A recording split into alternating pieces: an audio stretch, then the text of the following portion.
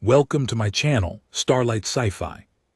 Story, thanks for watching, please like and subscribe.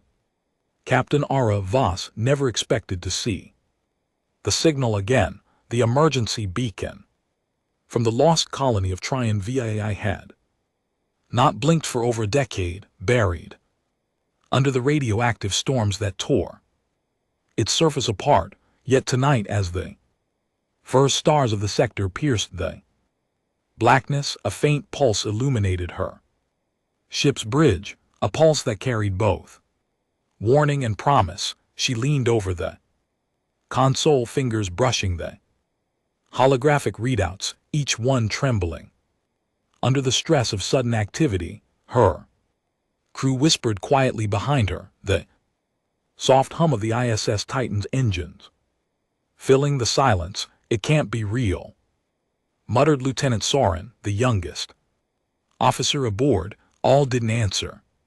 She had learned long ago that disbelief didn't make danger go away. Instead, she ran her gaze over the signature again. Old, familiar, unmistakably human, but distorted, as if someone had tried to imitate the Tian pulse with a trembling hand. "Set course," she said finally. Her voice was calm, but it carried weight. "We find the source and we prepare for anything." The Titan shifted, its engines flaring gently, and the massive ship began to weave through the void. Outside, the stars stretched into streaks, reflecting the speed, but in the bridge's quiet, time seemed frozen. Every officer understood the unspoken truth: no one left for Tian VII ever returned willingly, if at all. The approach, the journey to Tryon VII, was longer than anticipated. Radiation, storms, gravitational anomalies, and pockets of abandoned orbital debris slowed them, each obstacle tested their patience, endurance, and trust in the ship's AI, Athena, which maintained the fragile balance of engine, shields, and life support. By the second standard day, the first signs of the colony emerged: twisted metal structures jutting from scorched soil, some half buried, others dangling precariously over sheer cliffs. The beacon blinked faster now, more insistent, like it sensed rescue approaching. R's eyes narrowed as she scanned the surface. Among the ruins were signs of life, small patches of cultivated vegetation, improvised structures, faint traces of movement. "We are not alone," she said softly, almost to herself. Athena confirmed it with a faint chime. "Movement detected. Survival probability." Low, Soren asked. "Low compared to what?" "Compared to anyone wanting to meet us alive," she replied. Her gaze didn't leave the viewport. The colony might still exist, but if it did, it had not been untouched by disaster, and something else lingered, a sense of being watched, as if the ruins themselves had eyes. First contact. All decided to lead the landing personally. She suited up, her armor light but protective, its system syncing with her neural interface. The Titan's shuttle descended slowly, engines humming against the storms below. Dust and radiation particles painted the air, glowing faintly in the shuttle's light. The landing site was a cratered plain, littered with remnants of both technology and life. Rusted machinery, broken energy conduits, scorched soil. It was a battlefield frozen in time, and at the center of it all, the source of the beacon, a small dome-like structure, half buried and humming with life. Ara stepped out first, boots sinking slightly into the unstable soil. Behind her, the team followed, weapons raised.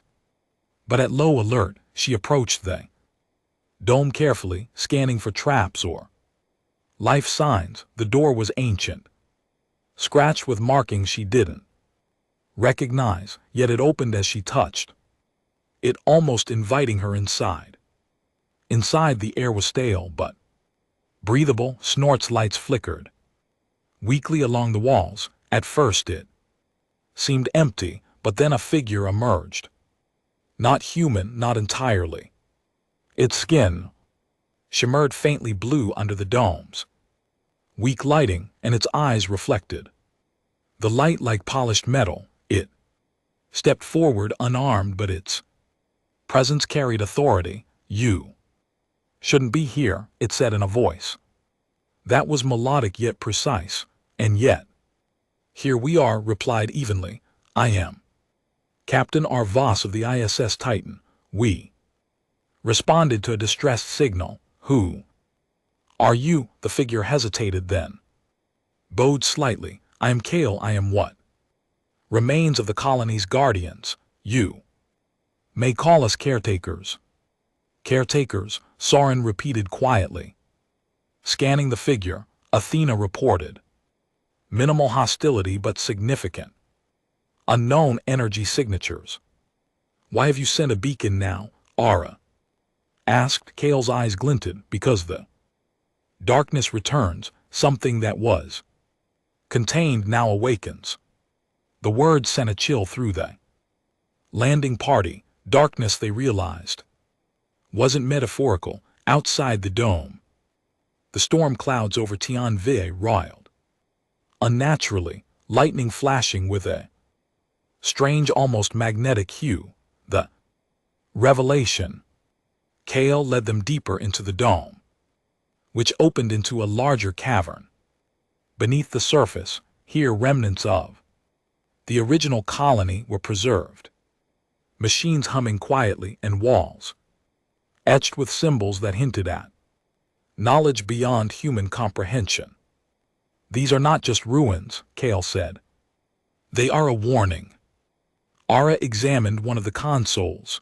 The interface was alien, yet surprisingly intuitive. As she interfaced her neural link with it, images flashed in her mind: ships disintegrating, landscapes dissolving under shadow, colonies erased without trace. "The darkness," Kale explained, "is a sentient force. It consumes worlds, leaving nothing behind. We managed to contain it for a century, but the containment is failing."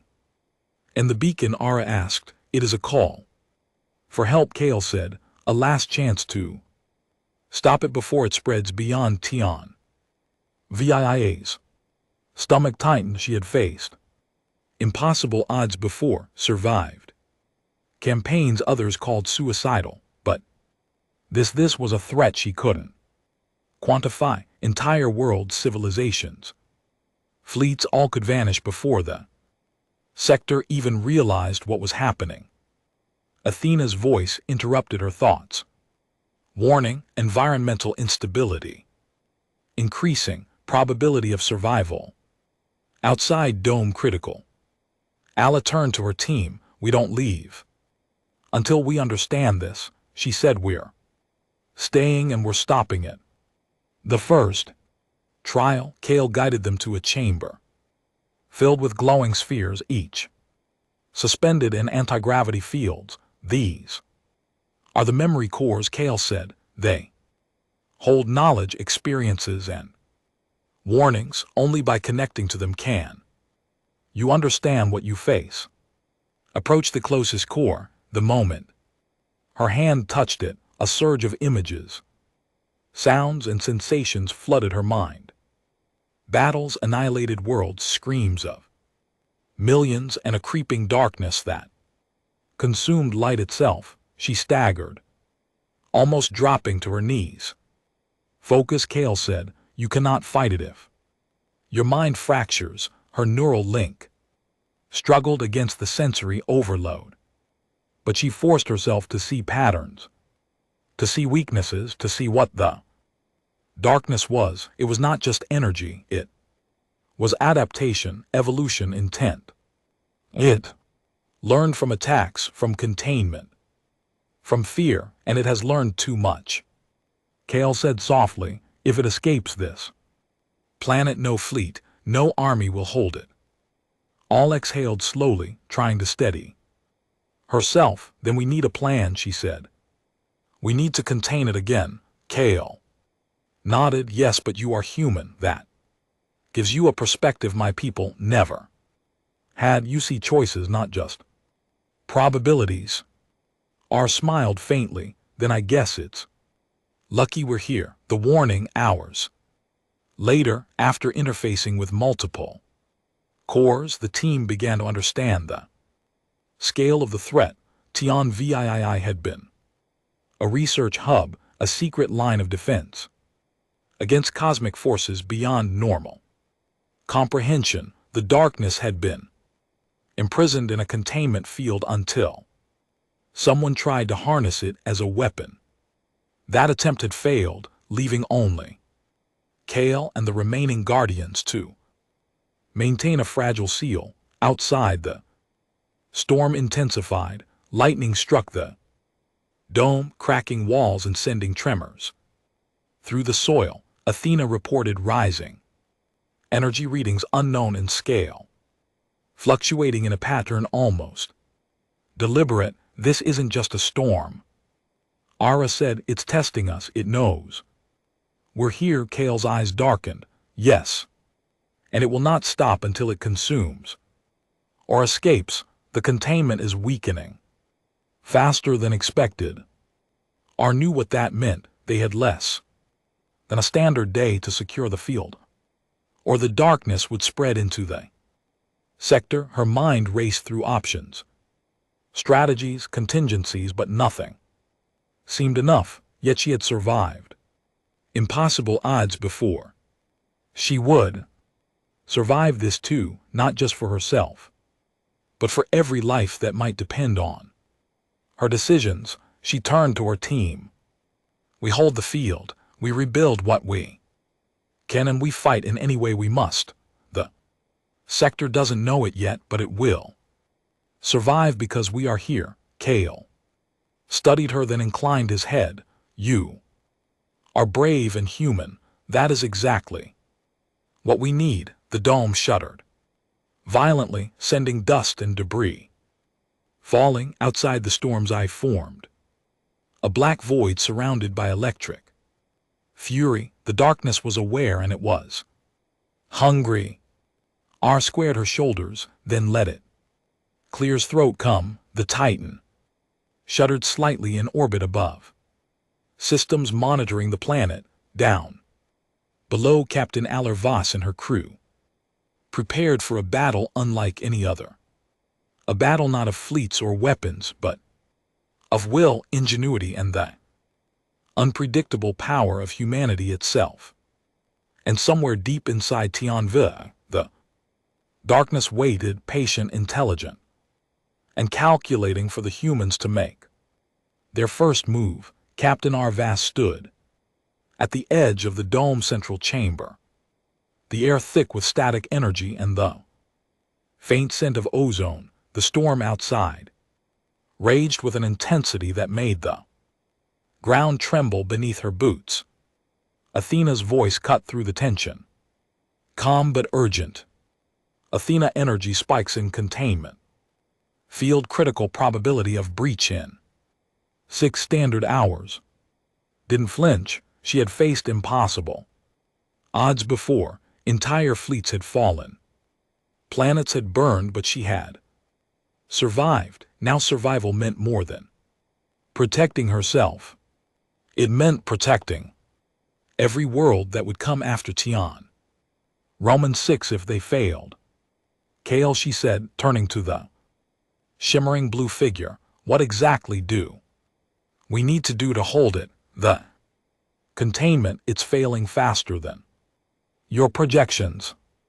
Kale and LT Unk and GT, eyes glimmered, reflecting the storm outside. The field is powered by the cores, but it is not enough. It requires human will, your ingenuity, your unpredictability. Raised an eyebrow. Human will, yes, Kale said softly. The darkness adapts. Machines can contain it for only so Long, but humans find paths that logic cannot see. Your decisions, your choices, they can stabilize what we cannot. Felt the weight of the statement. Hundreds of lives, entire civilizations, beyond Tyrian Roman 6 depended on her next moves. Her mind raced through possibilities, but unlike previous battles, this was not about firepower. It was about creativity, resolve, and calculated risk. Preparing the containment, the team split into 3 groups under Aller's command. Group 1. Engineers worked to stabilize the cores, rerouting energy lines and improvising power conduits to compensate for decay. Group 2. Scientists interfaced with Kale's technology, attempting to predict the darkness's movements and responses. Group 3. Aura and a select strike team prepared to confront the darkness if it escaped, armed not with conventional weapons but with tools designed to manipulate energy flows. The atmosphere was tense but focused. Every member of the crew felt the pressure. Yet something remarkable happened. Fear was replaced by purpose. They were human, and their unpredictability gave them strength. Every hesitation could be fatal, but every innovation could tip the balance. All checked her neural interface, syncing with the containment cores. Streams of energy and data flooded her mind, the sensations almost overwhelming. She could feel the darkness outside pressing against the barrier, probing weaknesses. Its presence was like a living shadow, shifting and waiting, testing her.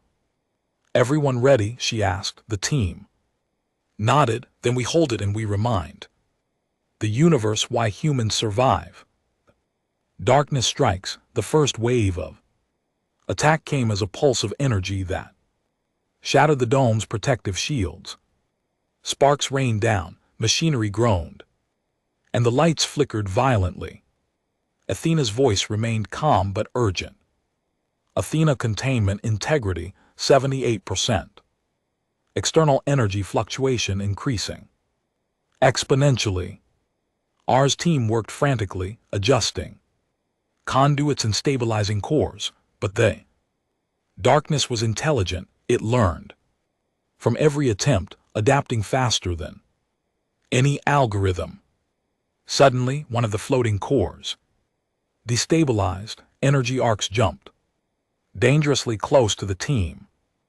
Lieutenant Soren shouted, "Captain, we can't hold it." Ara didn't hesitate. She dove toward the core, connecting her neural link directly. The sensations hit her like a tidal wave, visions of destruction, screams of billions, and a creeping void that tried to erase her mind.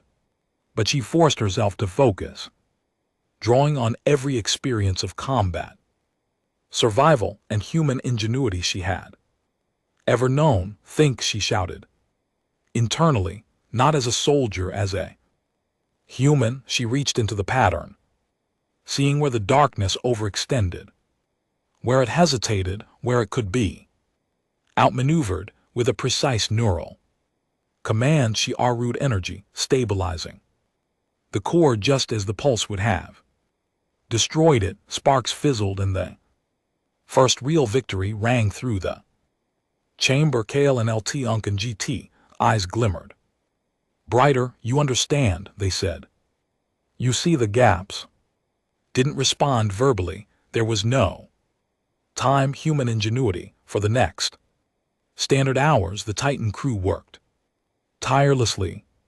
The darkness battered the dome in waves, each more aggressive than the last, each more adaptive. Machines alone could not predict the patterns, but humans could improvise, experiment, and take risks that no AI could anticipate. Ara led the charge from the front, coordinating efforts, rerouting energy, and adjusting containment flows in real time. Every time a core threatened to Collapse, she found a way to stabilize it, sometimes using unexpected methods. A gravitational pulse here, a kinetic diversion there, Captain Soren shouted. Again, the external field is failing. R glanced at the viewport. Outside, the storm had intensified to a swirling vortex of darkness, lightning, and energy arcs. Then we fight outside the dome, she said. Kale's form shimmered. That is highly dangerous. Few humans survive exposure at that level. Then let's make history, replied. They moved to the exterior conduits, a network of channels and satellites designed to reinforce the containment field. Ara coordinated with Athena to project their neural commands into the satellite array, extending the containment beyond the planet's surface. Energy arcs crackled around them, and the darkness lashed out, attempting to corrupt the flow. It was a battle of mind, will, and adaptation. Every human choice mattered. Every decision created ripples that the darkness could not predict, and for the first time, Alara realized the truth Kale had hinted at. Human unpredictability was a weapon. The turning point, the darkness shifted, responding to their efforts. For a moment, it seemed almost conscious, aware that it was being challenged by beings it could not fully comprehend. Lightning struck dangerously close, tearing open fissures in the landscape. All's mind raced, calculating probabilities, improvising strategies, and coordinating her team in real time. Divert energy from cores 6 and 7 to the primary conduit, she shouted. Now. The crew obeyed, risking overloads. Sparks flying, alarms blaring, energy surged along the conduit, and the darkness recoiled, its shape twisting violently in the storm. Athena reported. Containment, integrity stabilizing. Probability of breach decreasing. Ara allowed herself a small smile. For the first time, they had pushed it back. But she knew the battle wasn't over. The darkness would return, testing, probing, searching for weaknesses. Survival meant vigilance, courage, and humanity's unique ability to adapt. Sacrifice and victory, the final wave of attack was the most intense. The darkness extended tendrils of pure energy, striking the dome, the satellites, and even the crew. Several engineers were injured, but Lara refused to retreat. Protect the cores, she shouted. Do whatever it takes. Kale joined her in the conduit field, their energy form intertwining with hers to stabilize the field. Sparks and arcs of energy danced around them, but the containment held. Then, with a final surge of focus and willpower, R initiated a feedback loop, directing excess energy into the darkness itself. It writhed, screamed in a way that resonated through the planet, and then silence. The storm collapsed, leaving only a calm, eerie quiet. The containment cores glowed softly, stable. For the first time in centuries, the darkness had been subdued, held once more. Humanity, ingenuity, and courage had won where machines alone would have failed. Aftermath. Exhausted, collapsed to her knees. The crew gathered around, injured but alive. Athena reported. Containment stable, probability of future breach minimal. Kale stepped forward, there energy shimmering softly. You have done what we could not. Humanity's unpredictability saved more than a colony. It saved countless worlds beyond. Your knowledge nodded, her armor scorched but intact. We didn't do it alone. We survived because we chose to act, to think beyond calculations, and to trust each other. Soren, bruised but smiling faintly, added, and because our captain is Stubborn as a rock, Ella chuckled. Softly, that too, outside Tianville.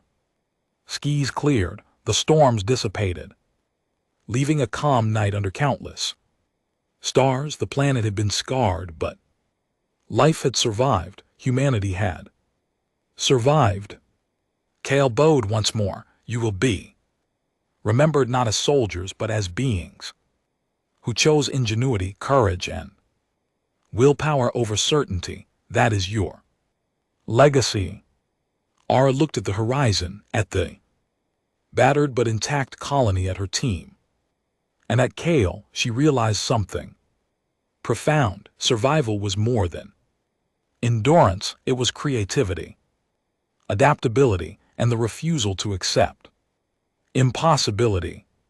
Let's go home, she said, finally rising to her feet. The Titan lifted off, the engines flaring against the quiet planet below. R's eyes met the stars once more. Somewhere out there, countless civilizations owed their existence to human courage, and she knew that humanity would continue to face the impossible and survive, not because of machines, not because of numbers, but because humans would always find a way. As the Titan sped into the void, a faint blue shimmer lingered over Tianville. Snorts, a reminder of the darkness contained the battles fought in the indomitable spirit of humanity. Ara allowed herself one final thought. We are human and we endure. The stars stretched ahead, endless, indifferent, and full of possibility.